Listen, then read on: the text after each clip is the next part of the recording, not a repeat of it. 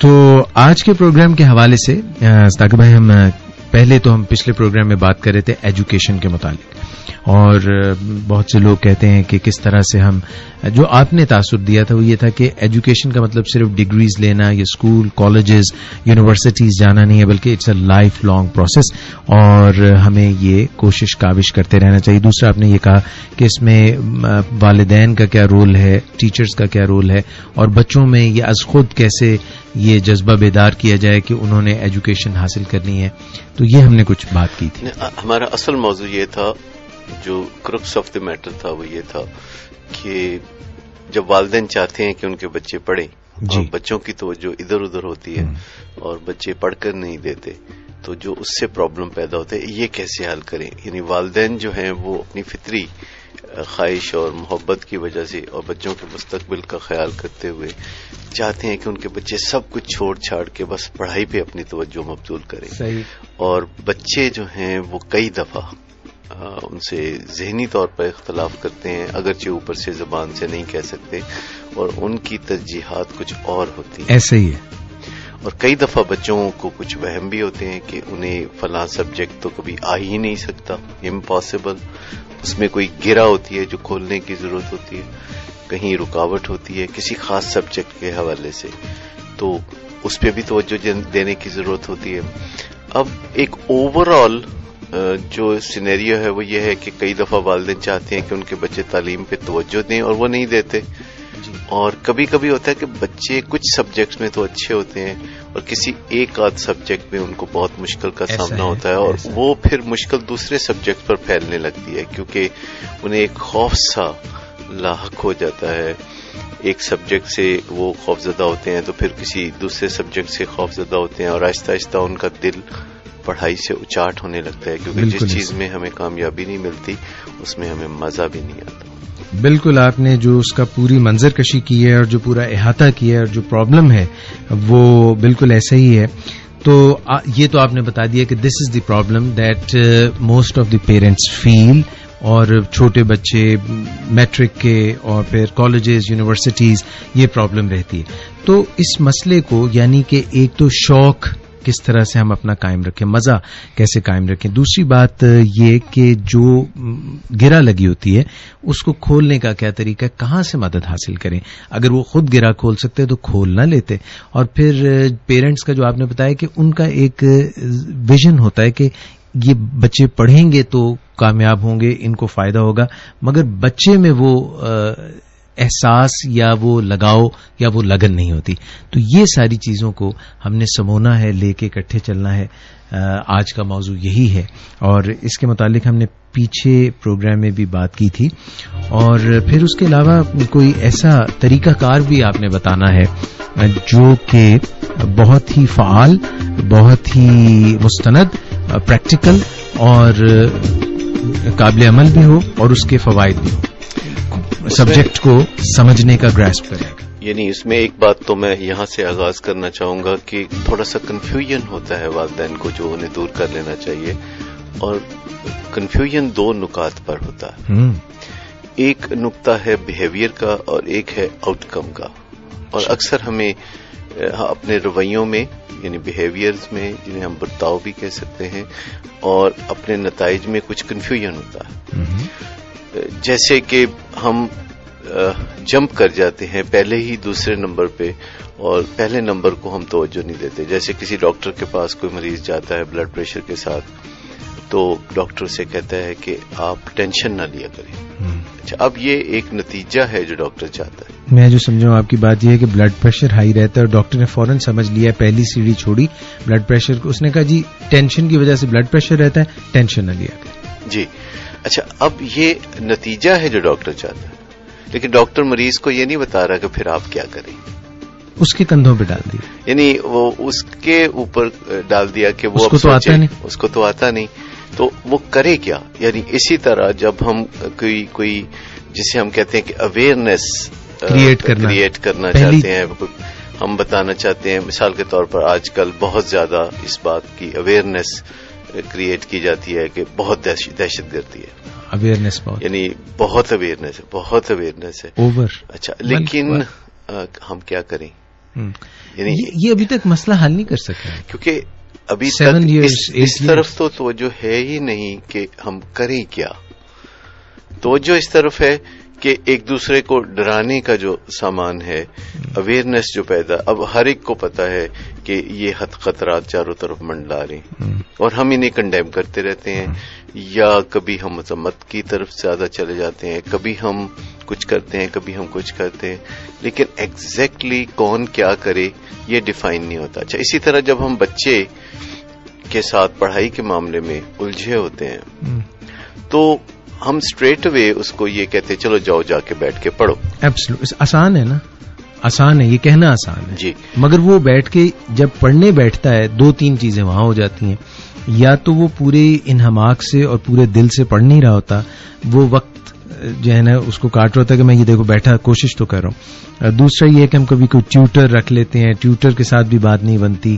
یعنی بنیادی طور پہ وہ جس طرح اپنی رسپانسبلٹی خود اٹھائے کہ وہ وقت آئے اور وہ جا کے پڑھنے لگ جائے اور پھر آؤٹ کم ریزلٹس بھی اچھے دے. اس میں 2 نکات ہیں جس پہ پھر ہم توجہ دے سکتے ہیں. ایک یہ کہ کیا پڑھنے کو اس کا دل ہی نہیں چاہتا، یا پڑھنے کو تو اس کا دل چاہتا ہے، وہ پڑھنے کے لیے تو پورا مائل ہے، لیکن اس کو پڑھنے میں کچھ مشکلات ہیں. وہ سبجیکٹ جو اسے مشکلات دے رہا ہے، اس کی مشکلات کو ایک دفعہ حل کرنا تو کسی نہ کسی کی مدد سے ہی ممکن ہوگا.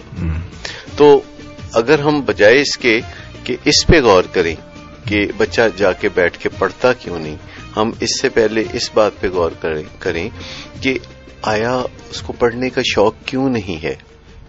اور اس کا ایک آسان طریقہ یہ بھی ہے سوچنے کا کہ آپ کو کیوں شوق ہے کہ آپ کا بچہ پڑھے. جو شوق ہمیں ہے اور جو ریئلائزیشن ہمیں ہے کہ ہمارا بچہ پڑھے، اگر وہ سارے شوق، وہ ساری باتیں اس کے علم میں بھی آ جائیں اور وہ ان کو مان لے، وہ بھی اپنے تسلیم کر لے، وہ بھی ان کے اپنے سینے میں اور دماغ میں لے جائے اور اس میں بھی وہ شوق اور وہ پنپ اور وہ سمجھ آ جائے کہ یہ فائدہ ہوگا. یہاں مفروضہ یہ ہے، والدین سمجھتے ہیں کہ جو شعور ان کو حاصل ہے کہ تعلیم بہت اچھی چیز ہے اور اس کے بہت زیادہ فوائد ہیں، یہ انہوں نے ساری زندگی میں آہستہ آہستہ سیکھتے ہوئے اس نتیجے تک وہ پہنچے ہیں. صحیح. اب ایک بچہ چاہے وہ 5-7 سال کا ہو یا 15-20 سال کا ہو، اس کو وہ ادراک نہیں ہو سکتا جو اس کے والدین کو اپنے طویل تجربے اور مشاہدے کی بنیاد پر جی.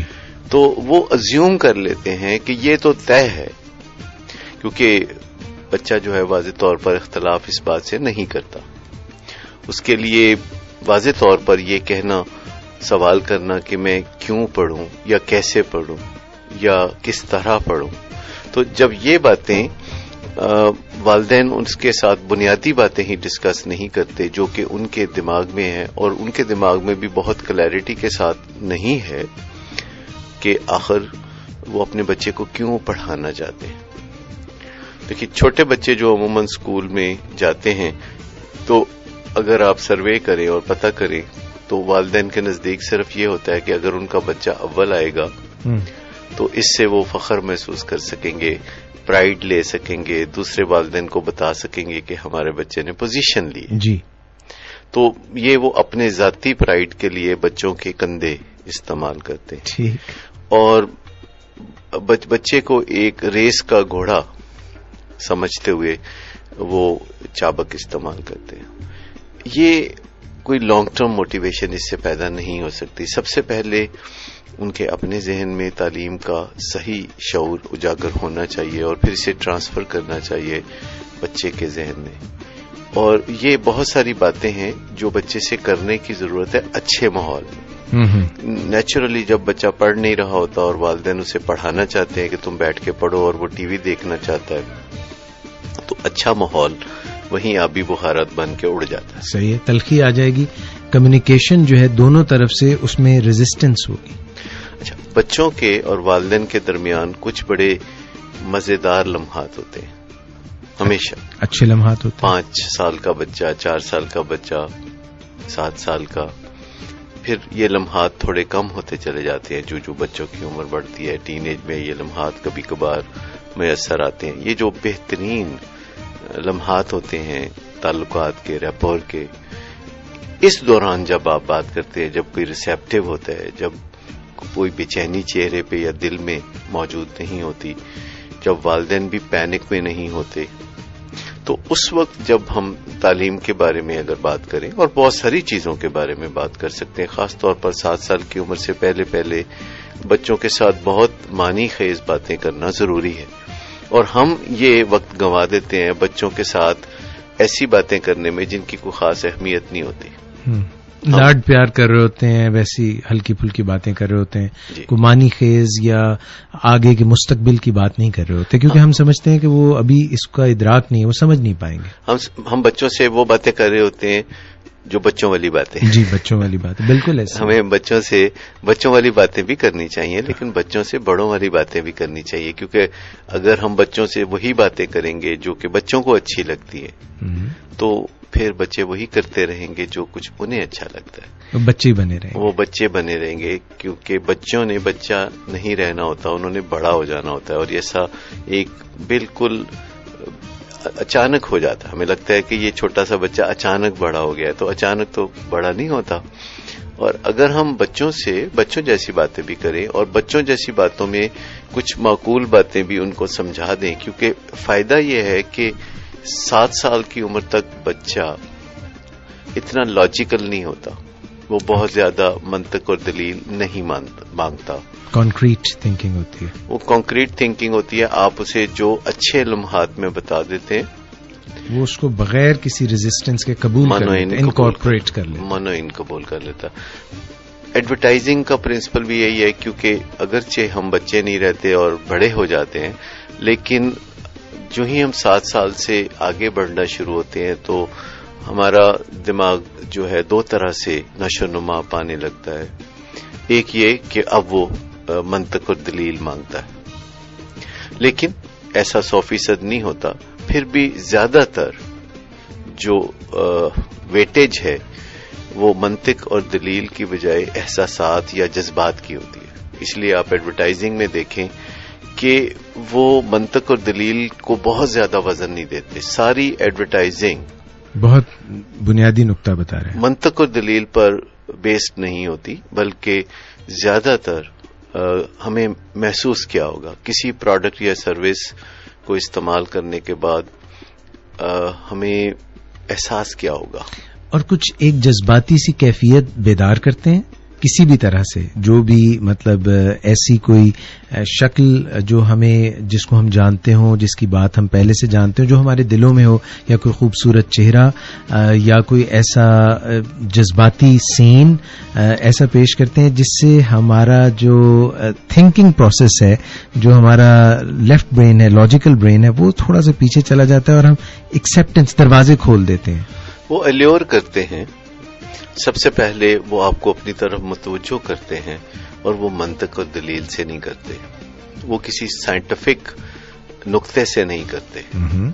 وہ ایسی چیزوں سے ہمارے دماغ کو اپنی طرف مائل کرتے ہیں، متوجہ کرتے ہیں، جن کا تعلق ہمارے رائٹ برین سے ہوتا ہے، جیسے میوزک سے یا کسی جذباتی بات سے، کسی احساس کے خاص نقطے کے گرد گھومتے ہوئے. جی. ایک دفعہ وہ ہمیں ہماری توجہ اپنی طرف مبذول کر لیتے ہیں، تو اس کے بعد پھر وہ لاجک کی بات بھی کرتے ہیں، منطق کی بات بھی کرتے ہیں، اور پھر ایسا وہ بار بار کرتے ہیں. ایڈورٹائزمنٹ کا پرنسپل جو ہے وہ 2 ہے. نمبر 1 ایک ہے کہ آپ کوئی بات جذباتی انداز میں کرتے ہوئے دوسرے کی توجہ کو اپنی طرف کھینچ لیں،